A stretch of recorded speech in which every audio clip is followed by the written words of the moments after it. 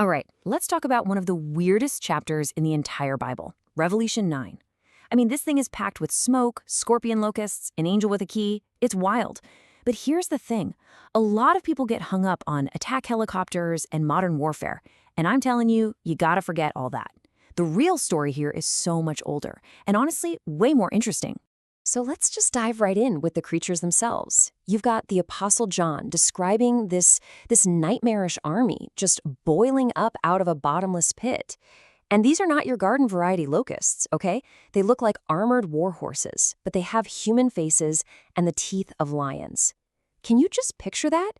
It's no wonder this imagery has fueled some seriously wild speculation for centuries. And because this sounds so alien to us, it's easy to see why people try to map it onto stuff we know, right? Like attack helicopters or tanks.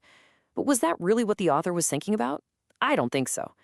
In fact, if you look closely, the text itself drops this massive clue about what their mission is. And that clue points us somewhere way, way older than modern warfare.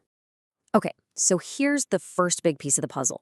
These creatures, they're commanded to torment people for 5 months, but, and this is a huge but, they are explicitly told not to kill them. Now that right there just blows the whole modern warfare idea right out of the water. I mean, since when are tanks and Apache helicopters designed for non-lethal torment? It just doesn't work. This one little detail practically screams at us that we need to be looking for a symbolic meaning, not a literal one. So that's the central mystery, isn't it? If they aren't war machines, what in the world are they? Well, to solve this, we can't actually start with the monsters. That's the wrong place to look. We have to rewind, go all the way back to the beginning of the vision, and figure out who it is that unlocks the pit and lets these things out in the first place. So here's how it all kicks off. The fifth angel blows his trumpet, and bam, John sees a star fallen from heaven. And this star is given a key, the key to the bottomless pit.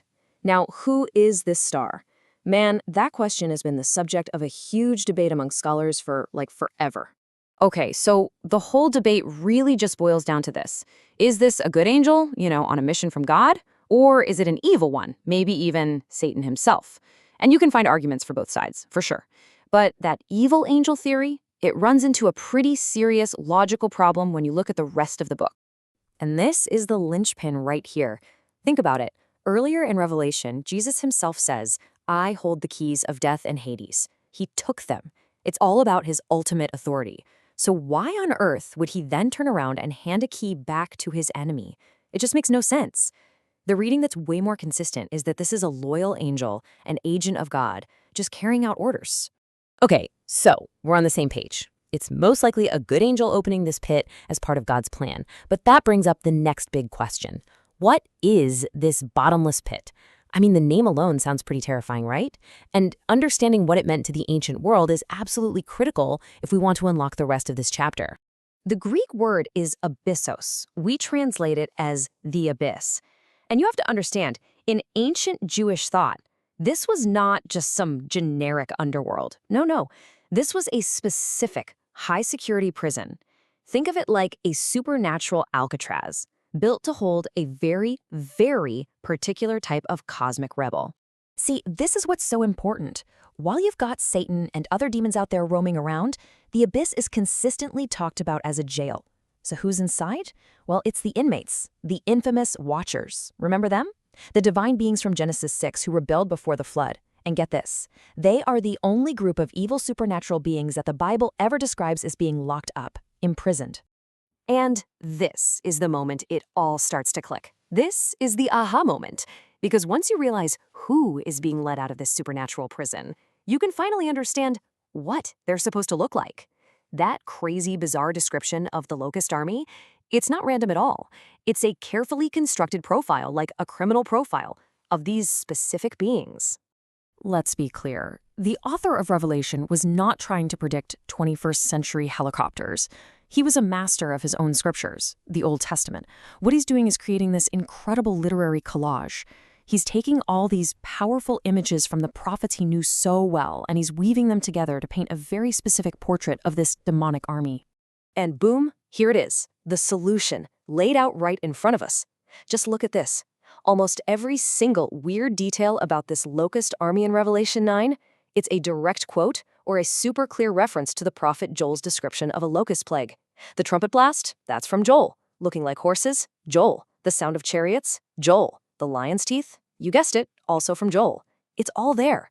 The mystery was never literal. It was always literary. But wait, there's more. The story doesn't stop there.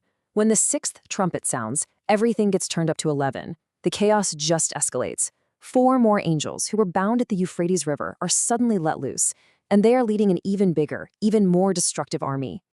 Now, that mention of the Euphrates River, for us, it's just a river. But for an ancient reader, that would have set off major alarm bells. It immediately brings up this whole idea of the foe from the north. And this wasn't just, a direction on a compass. In their worldview, the cosmic north was the home base for evil divine forces, the domain of enemy gods. So this isn't just an army crossing a river. This signals a full-scale supernatural invasion. So you might be asking, what's the point of all this chaos? Why just keep dialing up the destruction? Well, it's all serving a grander story. This isn't just random mayhem. It's about setting the stage. Think of it like a cosmic chessboard. All the evil pieces, the supernatural ones, the human ones, are being put back into play. Why? To set up one final decisive battle that the rest of the book is going to build towards. And honestly, this is so important for reading the whole book of Revelation.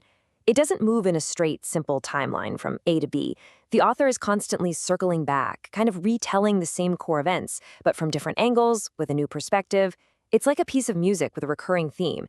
He keeps drawing from the same library of Old Testament passages, from guys like Joel and Jeremiah, creating these incredible variations that add more depth and meaning each time he comes back to it. So, what's the bottom line here? The big takeaway? Revelation 9 is not a secret code for predicting future technology. It's a masterclass in using the incredibly rich symbolic language of the Old Testament to describe something much bigger, an epic cosmic showdown. It's about a war for Zion, for God's holy mountain, pitting all the armies of cosmic evil against the kingdom of God. And that really gets to the heart of it, doesn't it? The genius of a text like this isn't some hidden code about our modern world. Its real power is in its masterful storytelling. It's this timeless story about chaos and judgment, yeah, but ultimately it's about the triumph of good over evil, of order over chaos. And it just goes to show what changes when we stop trying to read these ancient texts through our own eyes and instead learn to see them through theirs.